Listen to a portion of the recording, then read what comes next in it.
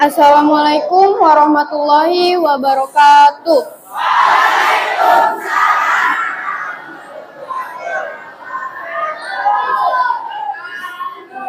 Alhamdulillahirabbil alamin wa bihi nasta'inu ala umri dunya waladin wa wassalatu wassalamu ala asrofil anbiya'i wal mursalin wassalatu wassalamu ala asrofil anbiya'i wal mursalin wa ala alihi wa sahbihi ajmain amma ba'du. Yang terhormat Bapak Kepala Sekolah MTS Al-Istiqomah Loajanan, Bapak Muhammad Nasrum SPDI. Yang terhormat Bapak Ibu Dewan Guru MTS Al-Istiqomah Loajanan yang kami sayangi dan selalu kami rindukan nasihat serta bimbingannya.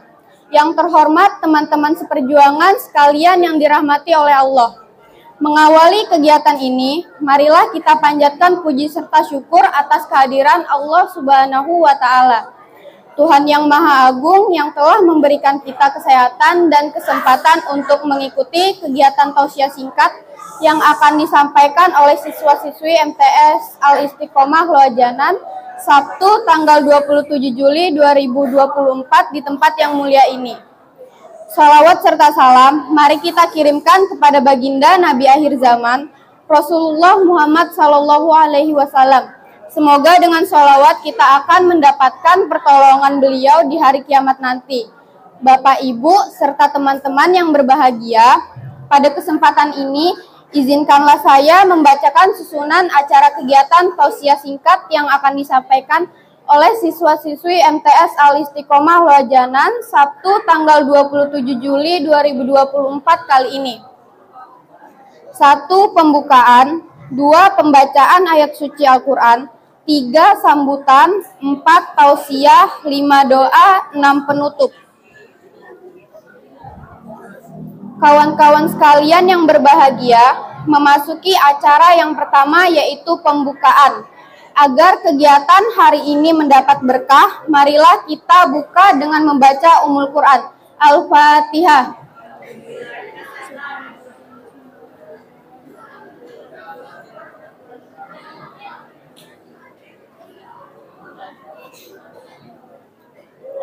Berlanjut ke acara berikutnya, yaitu pembacaan ayat suci Al-Quran. Dalam kesempatan ini akan disampaikan oleh teman kita Raja Saputra. Kepadanya dipersilahkan.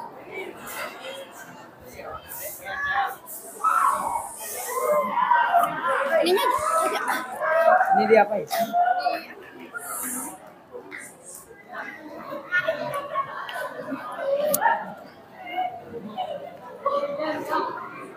A'udzubillahi minasyaitonirrajim.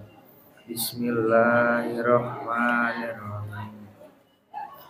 Wa'tasimu billahi jami'an wa la tafarraqu wajkuru ni'matallahi 'alaikum id kuntum a'da'an fa'allafi baina qulubikum wa asbahtum bi ni'matihi ikhwana wa kuntum ala syafa'u rakim minan nar fa'an kazakum minha kazalika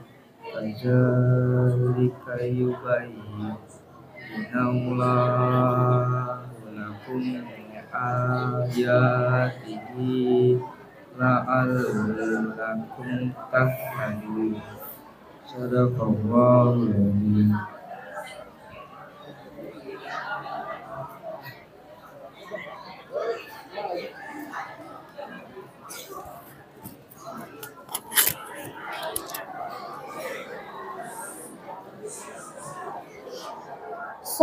Semoga yang membaca dan mendengar kalam Allah tadi mendapat pahala dari Allah Subhanahu wa Ta'ala. Amin ya Rabbal Alamin.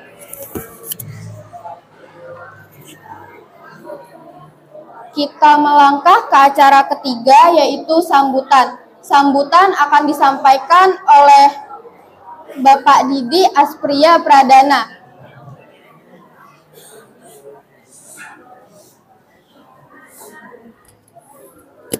Baik, bismillahirrahmanirrahim. Assalamualaikum warahmatullahi wabarakatuh.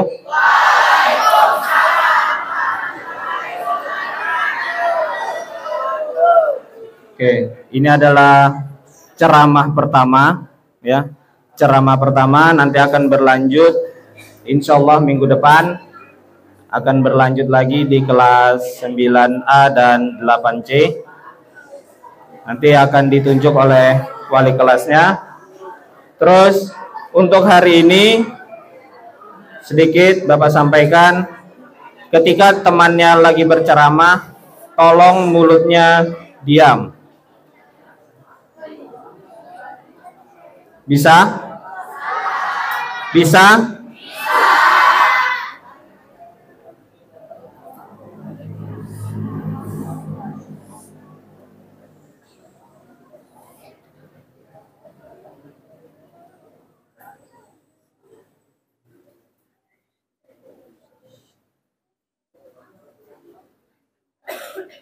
Ya, 10 menit paling lama. 10 sampai 20 menit paling lama, mulutnya itu diam. Telinganya saja yang dipergunakan untuk mendengar. Hargai temannya yang lagi ceramah di depan.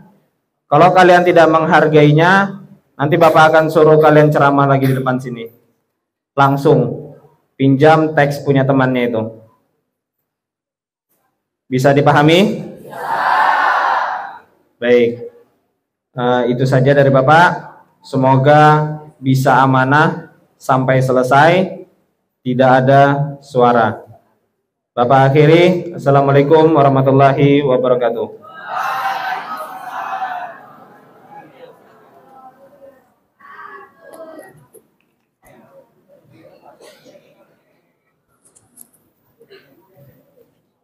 Terima kasih atas sambutan yang disampaikan oleh Bapak Didi Aspria Pradana. Semoga apa yang telah disampaikan oleh beliau menjadi ilmu dan pembelajaran yang bermanfaat untuk kita semua. Amin. Bapak, Ibu, serta teman-teman yang dirahmati oleh Allah Subhanahu wa Ta'ala, tibalah kita di acara keempat, yaitu tausiah. Tausiah pertama akan disampaikan oleh Muhammad Fikram Febrian, tausiah kedua akan disampaikan oleh Anissa Az-Zahra, tausiah ketiga James Bimadianta, keempat Nurhanisha, selanjutnya Muhammad Fikri Febrian, lalu terakhir Putri.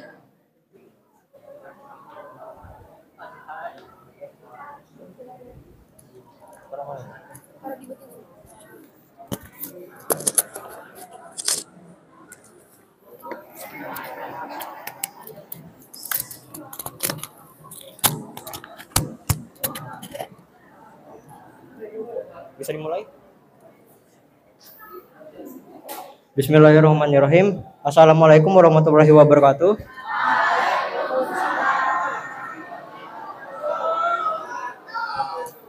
Perkenalkan, nama saya Muhammad Fikram Febrian dari kelas 9B dan saya akan berceramah tentang penciptaan alam semesta. Allah memerintahkan manusia untuk mempelajari, memahami, dan mengamalkan apa yang terkandung dalam kitab suci Al-Quran, diantaranya memahami penciptaan alam semesta agar manusia mengetahui bilangan tahun-tahun dan perhitungan, serta meningkatkan keimanan dan ketakwaan kepada Allah Subhanahu wa Ta'ala, sebagaimana yang Allah sampaikan dalam firman-Nya. Sesungguhnya dalam penciptaan langit dan bumi, silih bergantinya malam dan siang, terdapat tanda-tanda kebesaran Allah bagi orang-orang yang berakal, yaitu orang-orang yang mengingat Allah sambil berdiri, duduk, atau dalam keadaan berbaring. Dan mereka memikirkan tentang penciptaan langit dan bumi. Serayanya berkata, ya Tuhan kami, tidaklah Engkau menciptakan ini dengan sia-sia. Maha suci Engkau, maka peliharalah kami dari siksa neraka. PS Al-Imran ayat 190 sampai 191. Dari ayat tersebut dijelaskan bahwa Al-Quran lebih dulu menjelaskan tentang penciptaan alam semesta daripada ilmuwan fisika modern. Nah, selama ini kita belajar ilmu fisika yang sesungguhnya sudah ada Al-Quran, karena Al-Quran adalah sumber ilmu pengetahuan bagi orang-orang yang mau berpikir. Sekarang mari bersama mengetahui tentang ayat Al-Quran yang berkaitan dengan penciptaan bumi yang sama dengan pengetahuan fisika modern. Alam semesta ini diciptakan oleh Allah Maha Perkasa dengan sempurna, tanpa cacat, di mana teori awal penciptaan alam semesta adalah terjadinya ledakan satu titik tunggal yang disebut Big Bang, yang terjadinya sekitar 15 miliar tahun yang lalu, di mana teori ini dikemukakan oleh seorang astronom Amerika yang bernama Edwin Hubble tahun 1929. Bukti dari teori Big Bang ini ialah adanya gelombang mikrokosmik di angkasa dan juga meteoroid. Dan saya akhiri ceramah ini. Wassalamualaikum warahmatullahi wabarakatuh.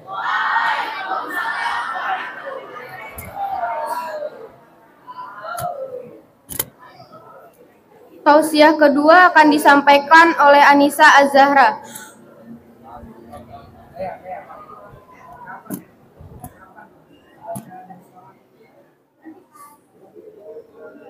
Bismillahirrahmanirrahim. Assalamualaikum warahmatullahi wabarakatuh.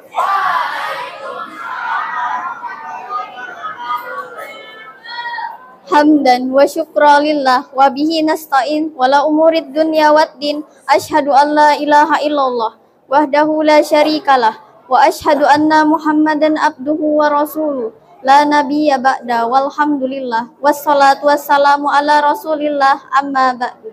Yang saya hormati Bapak Kepala Madrasah Al-Istiqomah, Bapak Ibu Dewan Guru, beserta teman-teman yang berbahagia.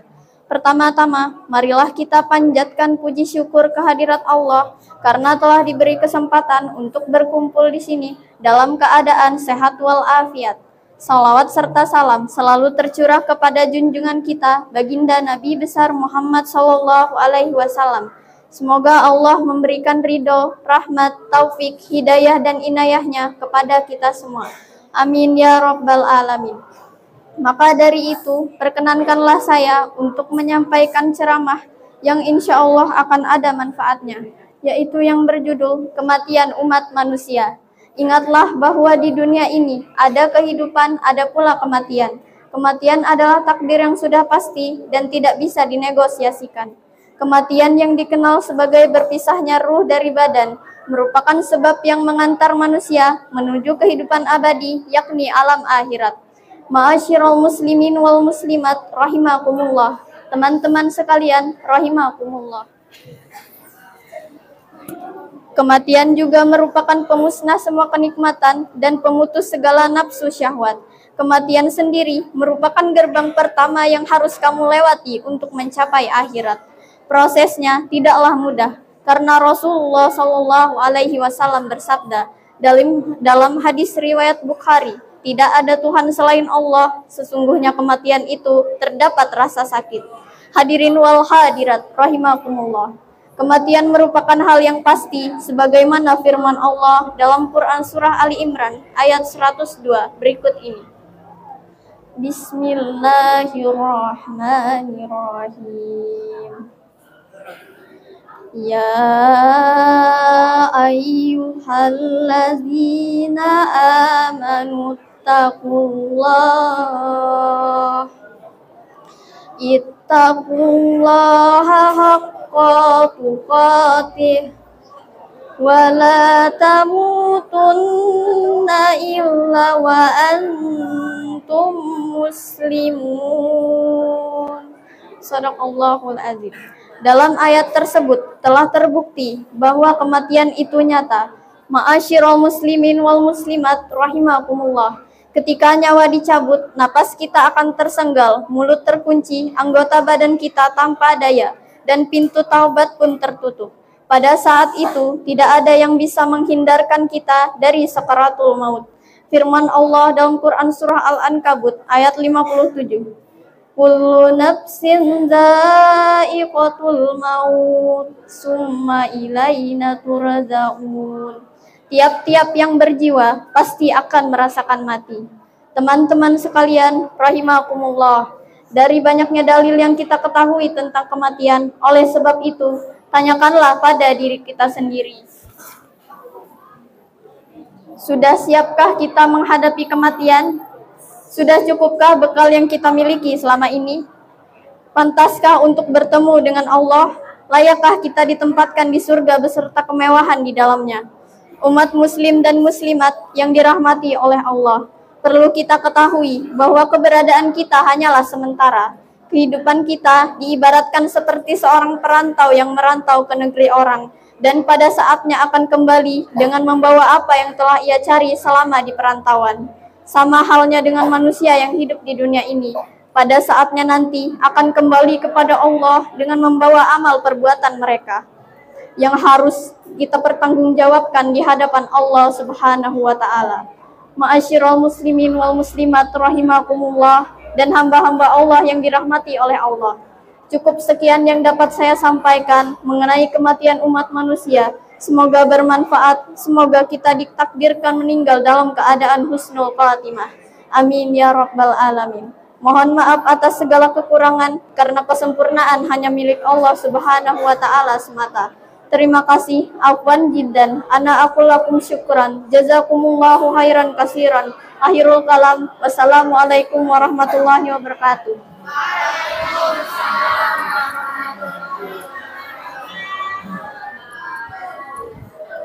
Tausiah ketiga akan disampaikan oleh James Bima Dianta.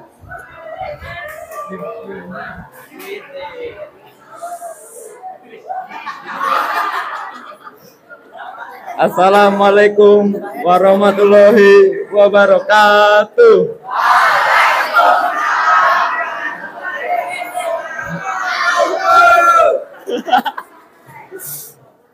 Saya ada sedikit ceramah.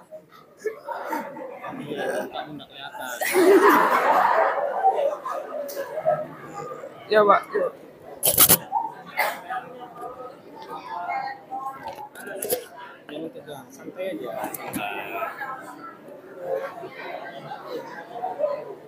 Assalamualaikum warahmatullahi wabarakatuh.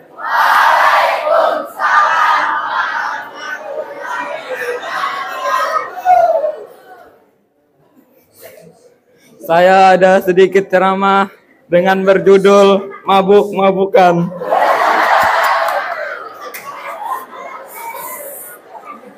Zaman sekarang, mabuk-mabukan seperti sudah menjadi adat yang dianggap biasa. Menyedihkannya sudah menjadi adat yang dianggap biasa. Menyedihkannya kadang ada orang yang mengatakan bahwa mabuk itu tidak haram bagi mereka karena minum sebanyak apapun mereka tidak kemudian menjadi mabuk. Kalau sudah demikian, tentu saja sekedar ceramah agama sudah tidak mempan. Karena pada dasarnya kata-kata itu pun mereka ungkapkan untuk membantah ajaran Islam yang mengatakan bahwa itu haram. Benarkah anggapan bahwa orang boleh minum minuman yang memabukkan jika mereka tidak mengalami efek mabuk? Akibat minum itu, logikanya terlihat sangat pas. Angkapan sederhananya begini, minum sampai mabuk itu haram, karena kalau minum tapi tidak mabuk, maka tidak haram. Mungkin sudah ada yang membahas permasalahan mabuk ini dalam ceramah agama baik yang ditayangkan di televisi atau di live.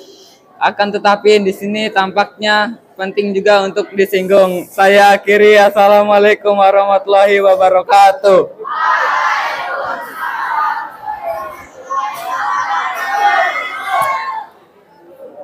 Tausiah keempat akan disampaikan oleh Nurhanisha. Ini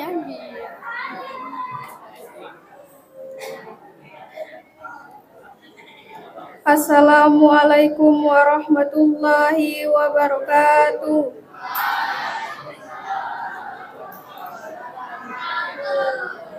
Segala puji kita panjatkan kehadiran Allah Subhanahu wa taala atas segala nikmatnya yang telah diberikan kepada kita semua. Nikmat sehat, nikmat taufik hidayah, inayah, dan nikmat yang paling besar adalah nikmat iman dan Islam.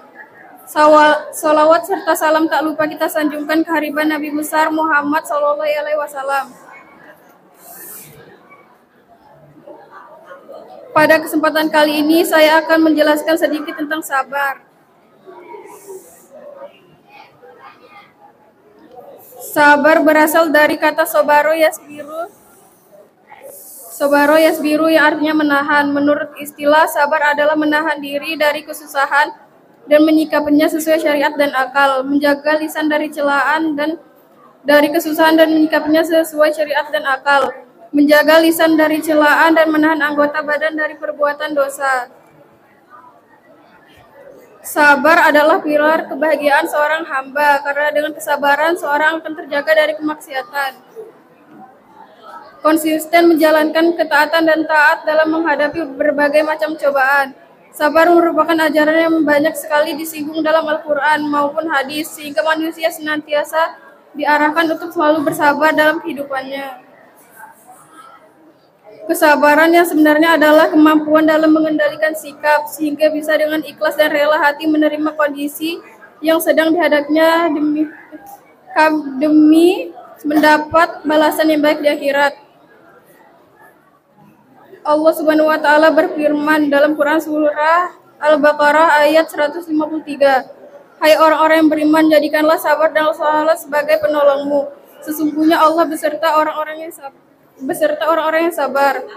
Dalam ayat tersebut Allah menjelaskan kepada orang-orang yang beriman bahwa Allah akan selalu beserta orang-orang yang menjadikan sabar dan salat sebagai penolong.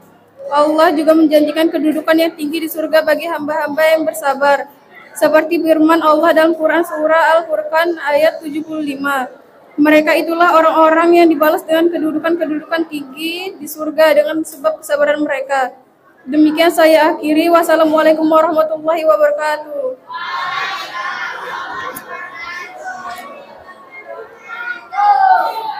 Selanjutnya Muhammad Fikri Febrian.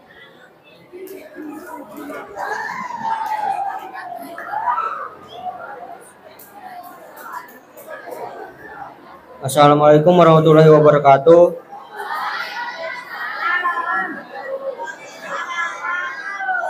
Hari ini saya akan berceramah dengan tema pahala berbuat baik di dunia.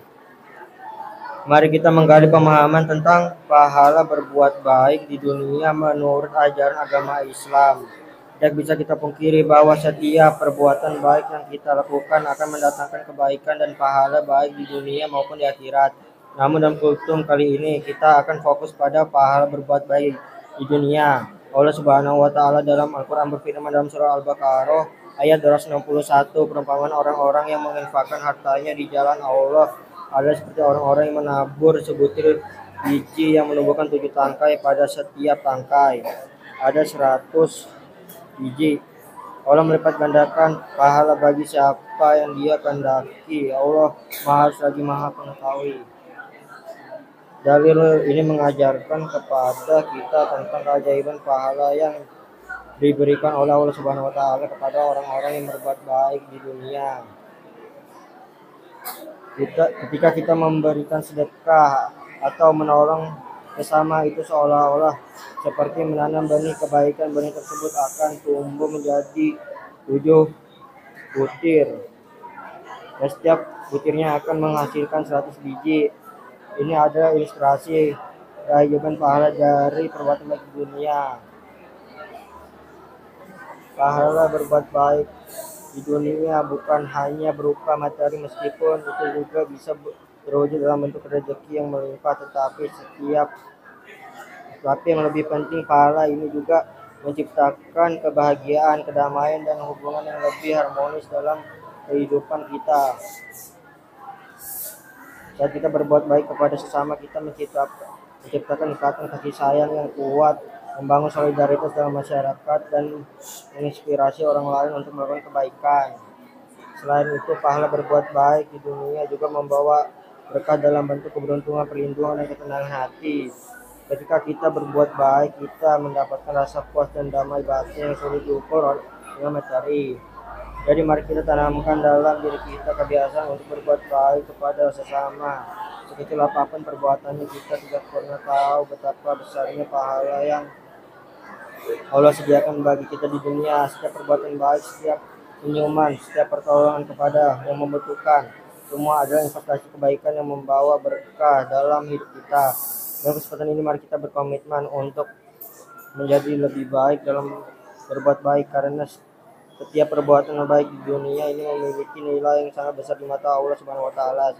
Semoga Allah senantiasa memberkahi dan membimbing kita dalam menjalani hidup yang penuh kasih dan berkah. Sekian dari saya. Terima kasih. Wassalamualaikum warahmatullahi wabarakatuh.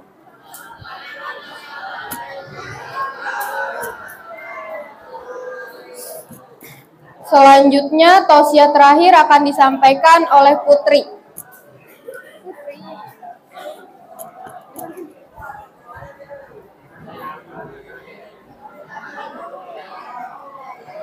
Assalamualaikum warahmatullahi wabarakatuh.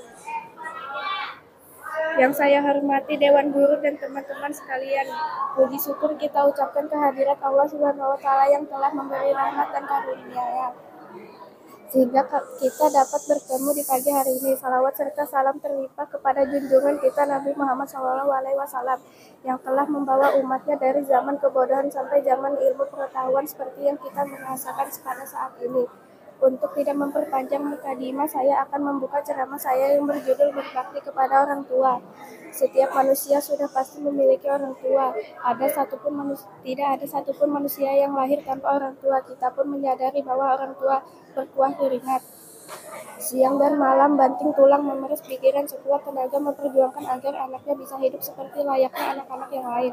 Allah yang Maha Bijaksana telah mewajibkan setiap anak berbakti kepada orang tuanya, bahkan perintah untuk berbuat baik kepada orang tua dalam Al-Quran digandengkan dengan perintah untuk bertauhid, sebagaimana firman-Nya, dan Tuhanmu telah memerintah supaya kamu jangan menyembah selain Dia, dan hendaklah kamu berbuat baik pada ibu bapamu dengan sebaik-baiknya.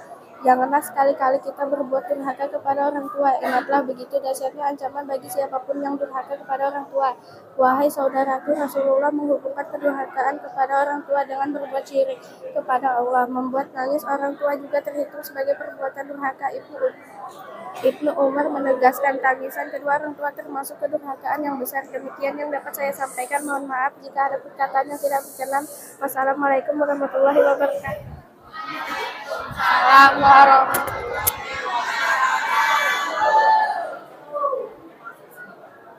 Hadirin wal hadirat yang dimuliakan oleh Allah Subhanahu wa taala, kita masuki acara yang terakhir, yaitu doa yang mana akan disampaikan oleh Raja Saputra. Kepada beliau dipersilahkan.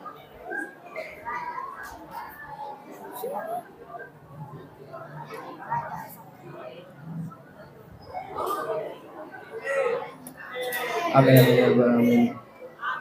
Allahumma inna nas'aluka rahmatan fid din wa hidayatan fil jasad.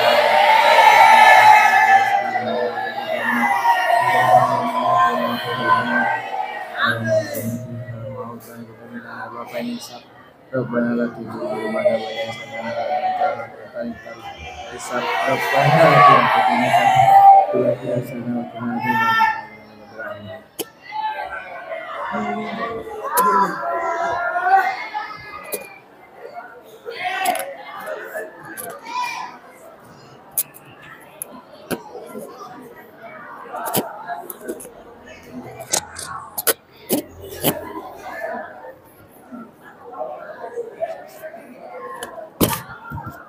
Bapak, Ibu, serta teman-teman yang berbahagia, rangkaian demi rangkaian acara telah kita lalui dan sekarang tibalah kita di penghujung acara.